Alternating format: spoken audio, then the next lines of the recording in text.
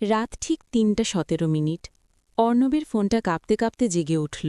স্ক্রিনে ভেসে উঠল রাহুল কলিং। অর্ণবের বুকের ভেতরটা ঠান্ডা হয়ে গেল। রাহুল তো গতকালই মারা গেছে।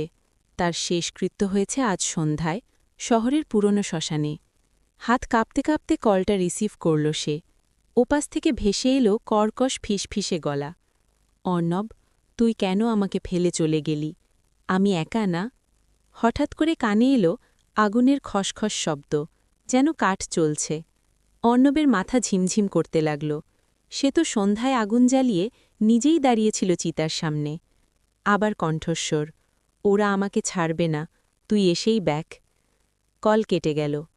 অর্ণব নিজেকে বোঝাল, এটা নিশ্চয়ই কারো খারাপ মজা। কিন্তু মিনিট ৫ পরেই একটা ভিডিও মেসেজ এলো। ভিডিওতে দেখা যাচ্ছে শ্মশানের সেই চিতা। আগুন নিভে গেছে, ধোঁয়া উঠছে, আর ক্যামেরা ধীরে ধীরে জুম করে রাহুলের আধপোড়া মুখের দিকে। তার চোখ দুটো হঠাৎ খুলে গেল। অর্ণব আর থাকতে পারল না।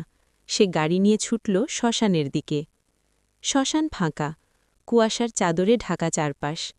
চিতার জায়গায় গিয়ে দেখে কোনো চিতা নেই, কোনো ছাই নেই, যেন কিছুই হয়নি। হঠাৎ পিছন থেকে ফোন বেজে উঠল। আবার রাহুল কলিং। ফোনটা মাটিতে পড়ে গেল, কিন্তু স্ক্রিনে ভিডিও কল নিজে থেকেই চালু হয়ে গেল। স্ক্রিনে দেখা গেল অর্ণব নিজেই শুয়ে আছে চিতার ওপর। চারপাশে আগুন জ্বলছে, আর পাশে দাঁড়িয়ে আছে রাহুল, ঠান্ডা হাসি মুখে। ওপাশ থেকে রাহুলের কণ্ঠ, কাল যে মারা গেছে সে আমি না অর্ণব।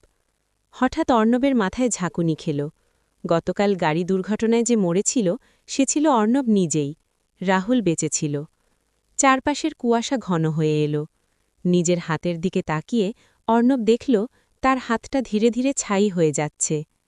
শেষবারের মতো ফোনে ভেসে উঠল, লাস্ট সিন অ্যাট 3:17 AM। আর শ্মশানের নীরবতায় মিলিয়ে গেল তার চিৎকার।